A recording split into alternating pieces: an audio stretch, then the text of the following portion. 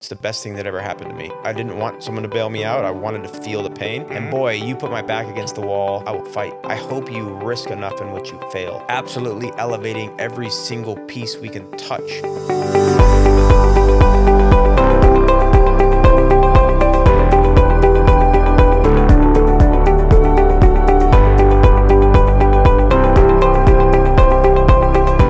Hello and welcome. I'm Michael Guymon. I am guest host today on The Upside. And The Upside is brought to you today by Tom Heath, the Heath team at Nova Home Loans, and the Sugar Skulls. And I'm glad that we're mentioning the Sugar Skulls because guess what? My guest is someone who actually recently interviewed me. So it's a bit topsy-turvy day. It's bizarro world, as we remember from Seinfeld, where I'm interviewing you, Edmund Marquez, the president of the Sugar Skulls. Yes, thank you. Very cool to be outside my normal chair to be interviewed, so thank you. Yeah, you're very welcome, Edmund. Well, I just want to start. I'll start similar to how you started. You and I are the same age. We graduated the same year. You from Sabino, me from CDO. We're native Tucsonans. Mm-hmm. We love this community. We will do anything for this community. But tell us a little bit about your upbringing. Upbringing? Oh, gosh. Born and raised Tucson boy, Sabino High School, U of A. I've owned an all-state agency. It'll be 30 years in November of this year, October this year. I'll have owned an all-state agency 30 years. I've emceed most of the majority of the events here in Tucson. I've served on too many boards to mention. Currently the chairman of the Boys and Girls Clubs, vice chairman of Rio Nuevo. I'm on like 8 boards. So love this community. You're Happy still to be doing involved. a lot of board work. I am, and I'm going to MC less this year. I've been MCing like 23 to 25 events a year, which is a ton. Last year I did 13. My wife is super proud of me. I'm planning to do like 3 this year because we bought the Tucson Sugar Skulls. Other than your just magnetic and dynamic personality, what do you love about MCing events? Gosh, most people don't realize my mom owned a theater company for 35 years. That's right. I was the only jock at Sabino that was in theater. She put me into little theater classes called Tom Thumb Players when I was a little kid. I've just always kind of been on stage. When I was in theater at Sabino, I liked more when we got off script and they let me just improvise and goof off. I just had a blast. I've always enjoyed the laughter of a crowd. The best moments emceeing ever are when you're laughing and you can't speak because you're laughing too hard and the crowd's laughing at the same time and you just have an amazing moment together. But I've enjoyed it, and in the end, it became a talent God gave me, so I can go and I can MC an event. It was my way of giving back. I think my wife was absolutely done with going to all the events. So I found myself in the last couple of years kind of going by myself, and I'd go there and I would MC the event. I understand moving the pace of the event along. I know how to raise the money at the event. And just have fun. It's my way of letting loose. It's my way of giving back. It's my way of loving the people of this community. And it's been a good time. I've been emceeing 20 years. 20 years. 20 years. So yeah, I'm good. Like I feel like I can pass the torch a bit. No, I think that's great, Edmund. And it just again goes to the character that you have and the love of the community that you have, the love of Tucson that you have, to give yourself up for these events and really lead in these events and lead these organizations. But I want to back up a little bit because I know you well. I know about your history. And I know I wanted to touch on, if you're comfortable, some sort of life lessons. Because I know that you owned a Subaru dealership. Suzuki. Suzuki. That's all right. Same thing. Same thing. Japanese car maker. Suzuki dealership. Yep. And I think you learned a lot of lessons from that. Sure. Sort of the ups and downs. I know through that you made a best friend in Jim Click, and he was a great mentor for you and has been for the last 30 years. Yeah. So talk a little bit about the life lessons, the ups, and I know there were some considerable downs in that adventure it was like as well. Ass whooping. Straight. I don't know if I can say ass whooping on this, but it's ass whooping. So I was super ambitious getting out of high school. I went to work at my dad's Allstate agency when I was in high school. Then I became the director of the Cedric Dempsey Cancer Center run at U of A my junior year of college, my junior year. Broke all the records at that running event. We did 5,000 runners, raised $500,000 on a Sunday. Wow. Crazy. Then became the director of promotions for EG's. My boss had a heart attack in front of me at EG's. We literally saved his life with CPR, became the director of marketing for EG's while he was in the hospital. Put my my resume out there. Could have gone to Warner Brothers. Warner Brothers in Burbank gave me a job offer at the same time Allstate did. I went to Allstate. I was 22 years old, opening an Allstate agency. Became the number 2 auto producer in the country. Picked up 30 car dealerships, and anytime they sold a car, day or night, I would do the insurance via my pager, my brick phone, my brick cell phone, my really slow laptop, and a fax machine. I became the number 2 auto producer in the country. Started making more money than a 23-year-old at that time should. Good news is I was pretty protective of the money. I didn't just go make it rain or get crazy. I was pretty conservative with it. Long story short, bought my dad's Allstate agency from him, bought the building he was leasing, helped my sister fund the purchase of 3 Chevron gas stations and an Arco AM/PM gas station. Right. Then bought a car dealership to be like this Jim Click guy that I had always heard about. Yep. It was a small independent, became a medium, became a large. Then I got offered a Suzuki dealership, so we converted it to Suzuki. Learned the hard way about vertical integration, which is basically spending money with yourself. So I opened up my own service department, my own finance company, my own warranty company, and then I had a real estate investment company. So I owned 10 companies. I was considered Hispanic Business Magazine, one of their top CEOs in the country. I got Businessman of the Year here. I was driving a Ferrari. I was living in Ventana. I was spending tons of money on media every month. 2008 came, beat the crap out of me because I was over leveraged. And you weren't the only one. Oh, I know it, but particularly still, you. The one that called me and told me in the midst of all my leverage to shut everything down and file bankruptcy was Jim Click. He called me and just said, "It's your God-given American right. You've done your best. You're over leveraged. You're not going to sell your way out of this because owning a car dealership, when the housing market's crumbling, the banks won't lend for houses and they're hurting, so they won't lend for cars. So we couldn't sell cars, so I was over leveraged. So I went bankrupt. I lost my house right before Christmas, and I made the front page of the business section as failed, and then I literally couldn't buy all the groceries that I needed. And I say to people, it's the best thing that ever happened to me. Sure. Life got very quiet. I had a conversation with myself, which is the most important conversation you can have is with you. And I said to myself, I had to ask myself, what do I want? What I wanted was, I need to spend more time with my wife. I've been working too much. I need to spend time with my kids. I've been working too much. I want to just run one company really well. I was like Cheesecake Factory, when I should have been more like In-N-Out Burger, right? I was running 10 companies. I should have been running one. And then once I get my act together, I want to give back to my community because it's where my business thrives and it's where my family lives. Yeah. And that's what I did. I went back to Allstate. I basically starved for a year. During that year, I had 4 people in this community come to me and say, I know you're going to rebuild. I'll lend you money when you need to rebuild, when you want to buy more agencies. And I did. I starved for a year with Allstate. It's fine. It's good for me. I didn't want someone to bail me out. I wanted to feel the pain. And then we started buying agencies. Long story short, we bought 11 more agencies. Wow. My wife's my best friend. My kids are very well and successful and well-rounded. My agency is one of the biggest, at least in the West Coast, and I give a ton back to the community. So yeah, congratulations. Yeah, thank you. It was the best thing that ever happened to me, getting my ass whooped. Yeah, well, everyone needs to go through those highs and lows. We talk about perseverance and true leaders and true business titans and individuals who achieve a great amount of success.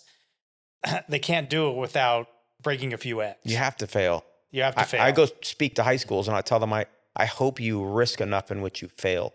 Because you can never learn just simply being successful. You have to feel the pain and you have to have your back against the wall. You get to gauge yourself as a human being. Do I have fight or flight?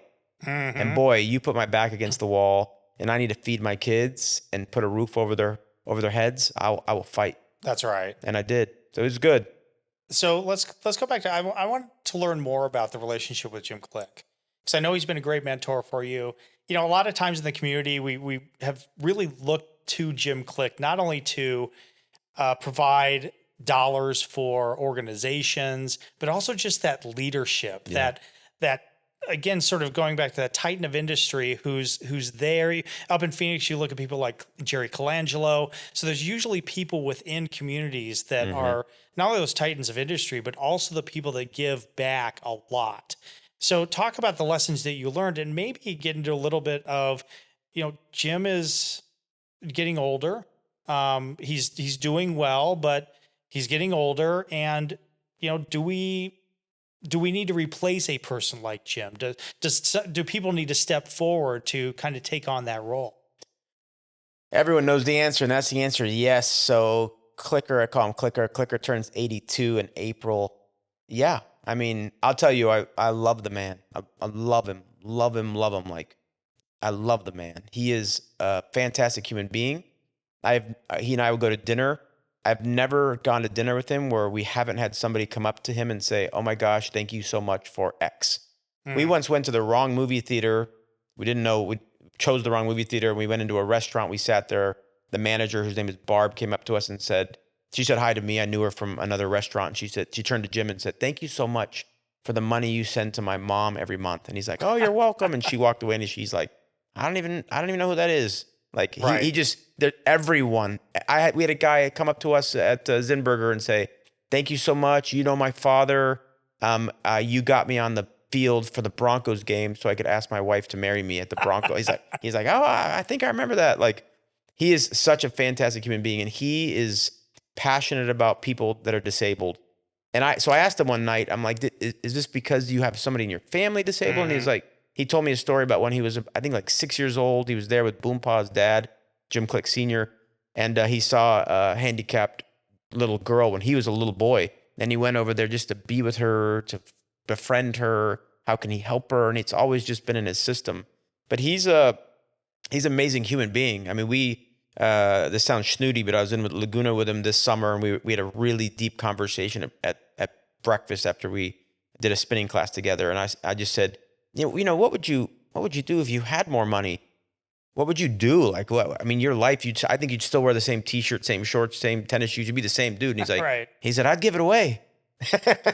So when he just recently sold his dealerships, I called him. I just said, "I'm so proud of you. I'm so proud of you. I know you built this legacy and you sold these dealerships. Like, what's next?" And he's like, I'll be fine. And I'm like, "Well, no, you'll be fine.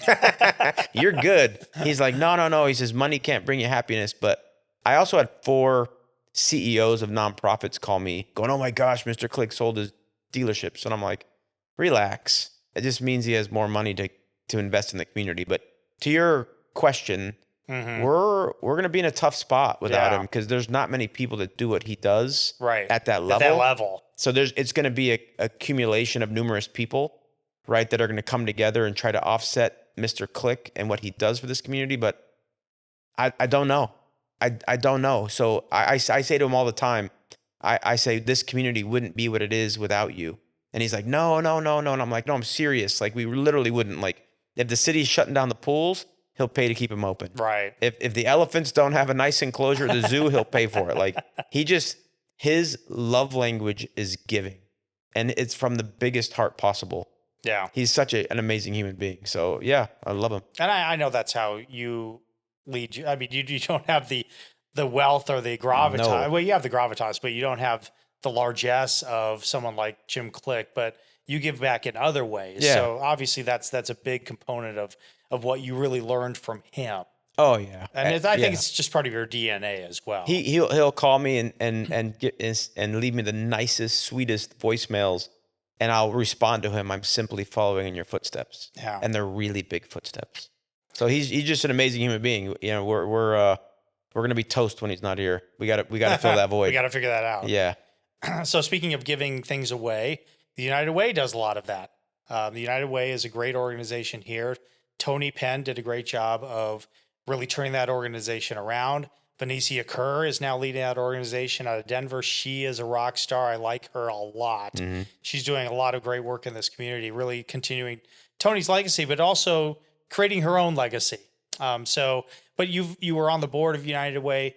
You also led the Tocqueville Society. Talk a little bit about the importance of the United Way in the community and what the Tocqueville Society does as well. Yeah, United Way, I like to say, is an index fund. So if you ever have an S&P 500 index fund, not to get too in depth here, but if you're basically, an index fund is a group of things, and the most high performing things that you can put into that group. So United Way's an index fund. It basically takes the best nonprofits in town that align with what the United Way's vision is for the community, and it invests in those nonprofits. It invests in the best nonprofits that have that return on investment. That's why I aligned so well. I'm fiscally responsible and conservative, and it was it's great to see an organization like United Way, because if one nonprofit fails them or doesn't follow through or doesn't do what it says it's going to do, it literally removes that nonprofit and brings in the next nonprofit that fills out how the United Way is investing in our community. And being around Tony Penn, another like Mr. Click, a mentor of mine on the nonprofit side, Tony Penn is his past as he was an engineer. And then he learned the nonprofit side as he was at the YMCA's in San Antonio. He got educated on the fiscal platform of a nonprofit at Harvard. And then he brought that to our United Way. And our United Way, when he got here 15 and a half years ago, we were on the front page of the paper, upper fold, above the fold. We were busted. Right. Like it was horrible. Yeah. It was in bad shape. And he had to come in and clean that organization, fix that organization to get it back on track. And as I was involved in the United Way, I literally chaired their campaign.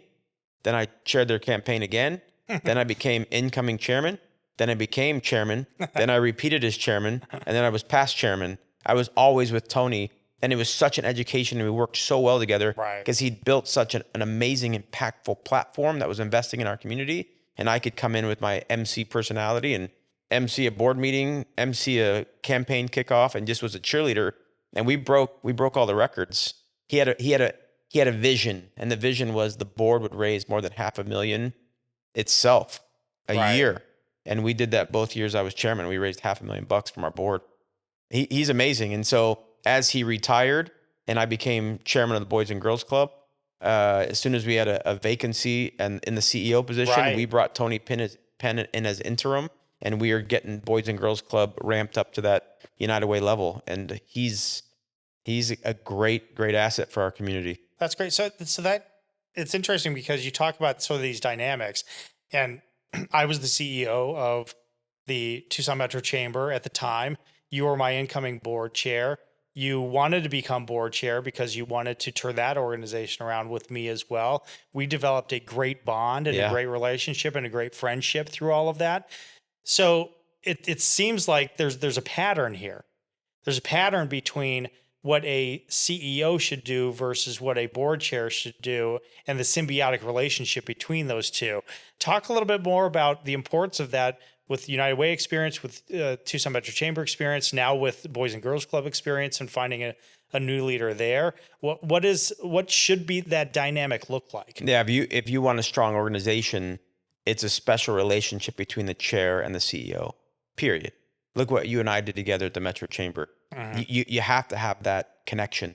So the CEO runs the organization. The CEO is the lone employee of the board, but that CEO, as you have a vision for the organization and you're looking to have the impact in that organization, you have to have a board chair that can sell it to the board and tell the board why they're making certain decisions. And as long as they're in lockstep, you can do amazing things. And so when I got to Metro Chamber, I mean, frankly, and you know this, I'm just saying this on camera, basically. I was so used to the high level of thinking and the high level of efficiency of the United Way. When I got to the Metro Chamber, I felt like it was broken. I was so confused. Like I was 6 years with Tony and we'd be hitting at this high level. And I came in, I remember the Metro Chamber, my very first board meeting, we were talking about a new person joining the board, and it wasn't the CEO joining the board. It was like somebody far down in the organization. And I raised my hand. I said, I'm so sorry. I'm new, but I'm so confused. Why aren't we talking to the CEO of this organization? And everyone just kind of stared at me. It's about high level thinking. Yeah. And that's what you and I did. We basically tore apart the Metro Chamber bylaws and structure and put them together on that Harvard model that United Way's on. And it's the same thing with Boys and Girls Club. It's a high level of operating to the point where you get efficiency and impact, where the organization can have that impact within the community or within its members, and it uses its money wisely. Right. So I can't stand inefficient organizations. It drives me crazy. Yeah, I could certainly understand that. And we got to a very efficient place. The other organizations that you've worked with, I think, have gotten to a better, more efficient space. But I want to thank you for bringing that into my life. I mean, I'm the continual learner, right? And I think you're the same way. Where it's you can't just think that by doing the same things over and over again and expecting different results, that you're going to get anywhere in life. You need to continually learn. You need to continually look at these best practices, understand why they work, break them down, and try to move forward in that vein. And I think you've done a great job in doing that. Yeah, you got to have the guts to make the decisions to update and upgrade an organization, and we did. And we did. So now I guess what's next for you? Well, we just bought the Sugar Skulls. You just brought the Sugar Skulls. That's taken like 23 of my 24 hours. Yeah, and congratulations on that. So you not only just bought the Sugar Skulls, you are now the president of the Sugar Skulls. Yeah. And this has just been such a great thing for Tucson.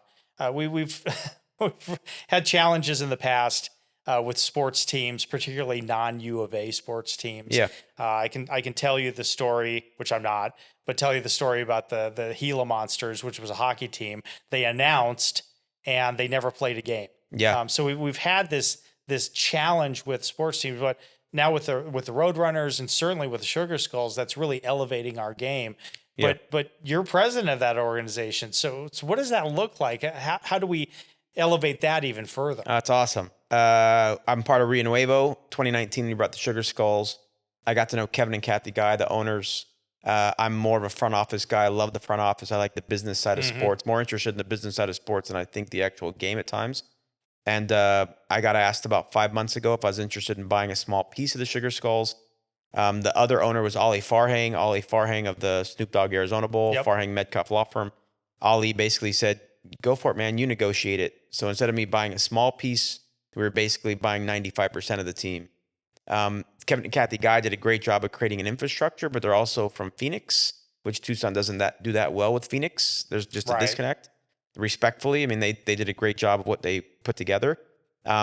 Long story short, I bought the majority of the team. Okay. Ollie Farhang as the second majority, and then we took the remaining percentage and sold 5% to 11 other CEOs in this community. So there's actually 13 CEOs that own your Tucson Sugar Skulls. And they had to not only invest in the team to buy a percentage, they have to invest every single year to sponsor it. Then they have to give us access to their vendors and their friends, and they have to help us sell sponsorships and tickets. Right. It's been amazing. I got Dennis Benet, legendary football coach at South Point, who owns a paving company.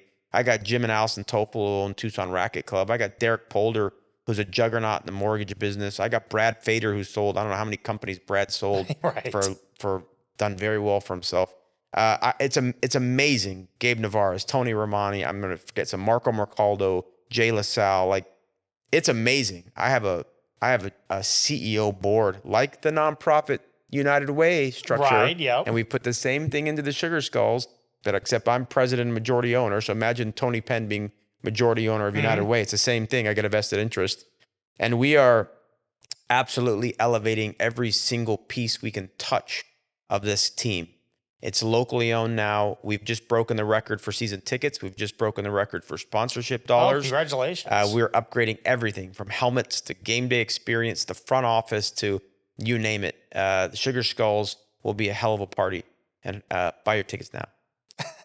So kind of getting back to our previous conversation, you talked about a little bit about the structure, but you're running a football team now. So you've got, there's players, there's coaches. I mean, you've got the product has changed a little bit, maybe.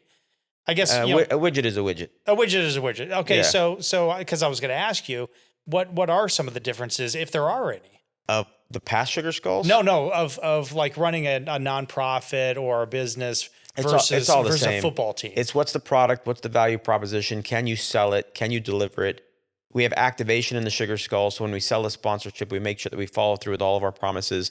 The only difference between, two big differences between Allstate and the Sugar Skulls. Number one, Allstate has clients, and you're one of them, thank you. Sugar Skulls have fans. Right. So, I mean, they actively reach out to me and DM me about what's happening with the team, what's going on. We're one of the few teams in the country that has a booster club. So we have boosters.